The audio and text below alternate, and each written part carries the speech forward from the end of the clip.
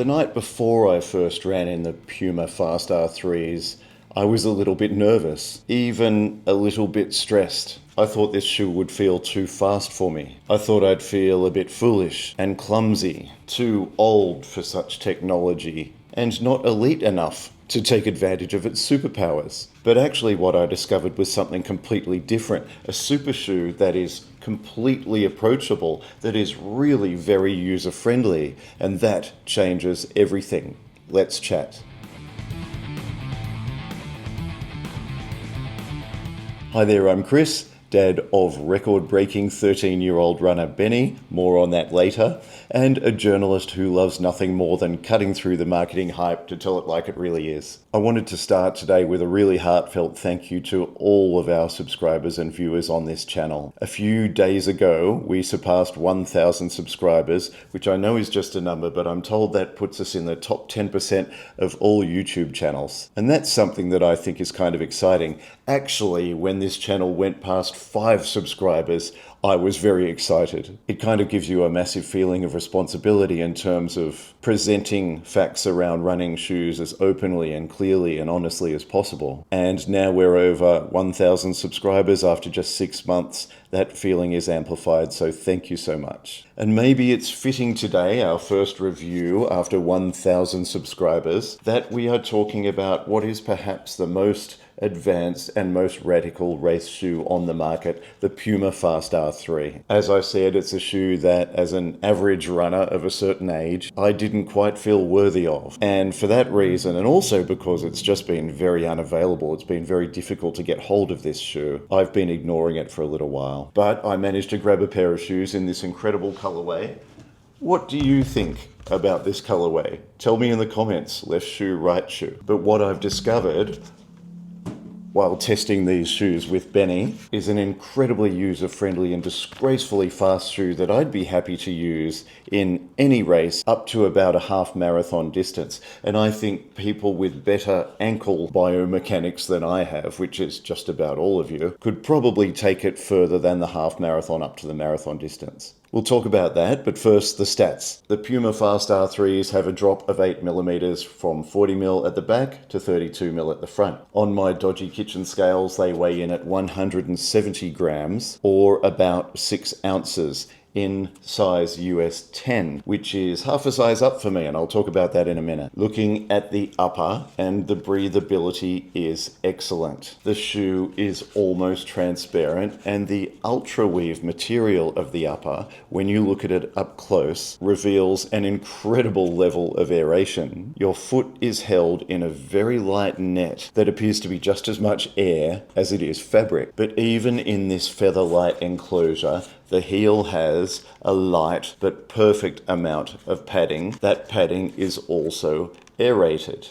And the laces are extremely comfortable and they do their job perfectly. Speaking of laces, you get 2 pairs with the Puma Fast-R 3s. There is the one slightly thicker, more comfortable, slightly stretchier pair that comes with the shoe. There's another, which is more of a minimalist race type sawtooth lace. Both are a great length for tying a runner's knot. Are we listening, Adidas? And both are very high quality. I'm very happy with the pair that came with the shoe itself. I think it works perfectly, so what I'm going to do is use these in a pair of Adidas Evo SLs, which of course come with dreadful laces. The laces enable really great lockdown and actually leave quite a bit of room up front for your toes, although the shoe does fit a little bit narrow, for my broad feet at least, which is why I went up from US 9.5 to 10 and ended up with a really good fit. The very thin, ungusseted tongue is always a bit of a challenge when you're putting the shoes on. It does take 30 seconds longer than usual to get that tongue in place, but everything stays in place once the shoe is done up, thanks to the 3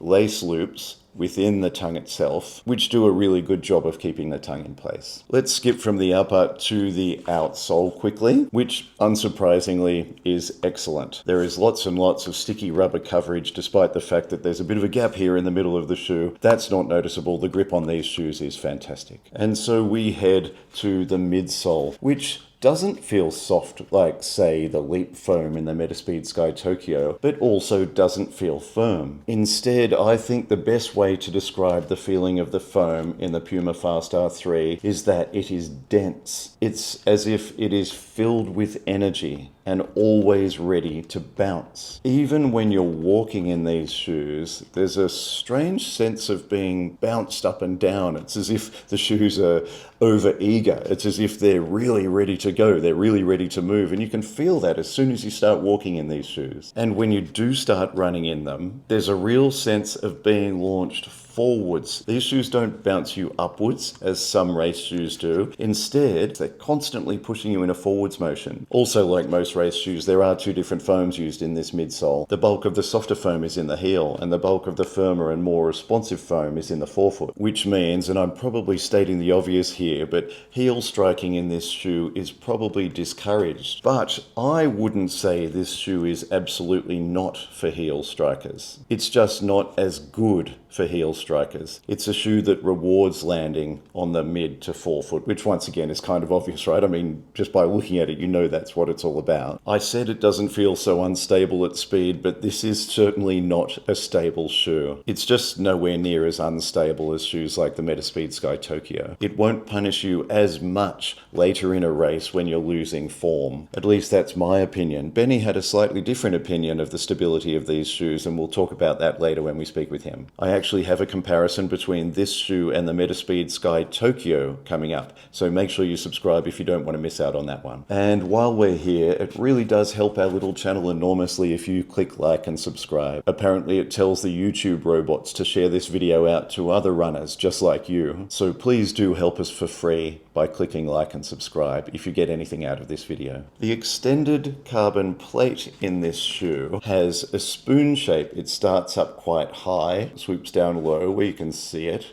and ends up quite low to the road before sweeping back up into this extended nose. This plate, while it does contain several gaps, is super stiff thanks to these ridges along the edge of the plate, which give it extra rigidity. What this plate is doing is ensuring that when you land, the foam pushes down against the spoon-shaped plate and on decompression pushes you forwards. Then the extended plate out here beyond the nose of the shoe offers a sort of a springboard action. It's an extra toe-off sensation that really is very noticeable when you're running at pace. And this, I've found, is particularly noticeable when you test this shoe back to back against other racing shoes. When I change from another shoe into this one, it feels almost as if there is some sort of invisible force pulling me forwards. I know how silly that sounds, but it is very clear that this shoe does want to move you forwards rather than upwards. The foam, by the way, is an aliphatic TPU, which of course means nothing to anybody. Very basically, TPU is a kind of a plastic that in foam form is flexible and bouncy and durable. If a normal foam is like a sponge, TPU is more like millions of tiny little trampolines packed together. And that's what I'm talking about that feeling of density, that feeling of energy in this shoe. And the word aliphatic simply means that it resists UV damage and keeps its color. So if you've got two types of foam, one is cheap and comfy enough, but goes yellow and breaks down in the sunlight, and the other is really springy and keeps its good looks for much longer, then that second kind is probably aliphatic TPU. And so ends today's science lesson. Finally, what about the running experience? On the road, the Puma is a revelation. Why? Well, first of all, because very surprisingly, it runs slow, really comfortably. I start most runs with a 2-kilometer warm-up jog, and this shoe was perfectly happy to do that with me. It wasn't trying to push me along any faster at all, and it didn't feel like it was going to collapse under me. When you pick up the pace, and obviously I have done a lot of fast training runs over the last few weeks in the R3s, it actually really does make running faster noticeably easier. In the Puma Fast-R 3s, I have regularly and comfortably held a pace 15 to 30 seconds per kilometre faster than the sort of pace I would usually be comfortable holding. The mix of the density and responsiveness of the foam, the rigidity of the carbon plate, and the springboard effect of the extended plate help to remove some of the effort involved in running fast. And the results of my faster sessions over the last few weeks tell me that these are undoubtedly the fastest race shoes in my collection. Most importantly, they're also really comfortable. For running, that is, I'm not going to wear these ones to the shops. I mentioned that I tested these with Benny on several runs. We chatted about the Fast-R 3s on the way home from one of our runs, and here's what I was able to get out of him. So, Benjamin, what did you think of the Fast-R 3s, the crazy pink and blue shoes? Yeah, I like them, but they're not really good for going slow. Why is that? I don't know, they kind of hurt my ankle because they're weird to run on because of the shape on the bottom. But like going fast, they're really good. And what do they feel like when you're going fast? Very bouncy, like very springy. Oh, you've recently run in a couple of events. Tell me what happened in your school cross country. I won. You won by how much? 2 minutes or 1:50, I think. So you're about 2 minutes ahead of the person who came second. What were you wearing on your feet? Metaspeeds, Skies. Metaspeed Sky, your favourite shoes? Yep. Congratulations on that. I heard that you broke a record. Yeah. What was the record? The age record for the school. That's some pretty good running. And what was the distance? 4 kilometres. So you've been doing a lot of really good fast running in the Metaspeed Skies, and you've just tried the Puma Fast-R 3. How do you think they compared? I like them both a lot. They're probably like both my favourites now. I'd say the Pumas are faster, but the Metaspeed's like more comfy.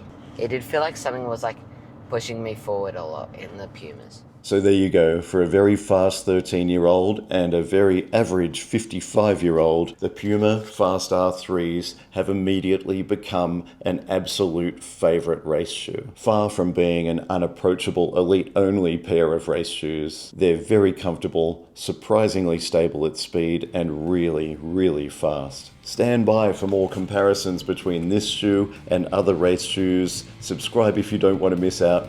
That's it. Run well. We'll see you next week.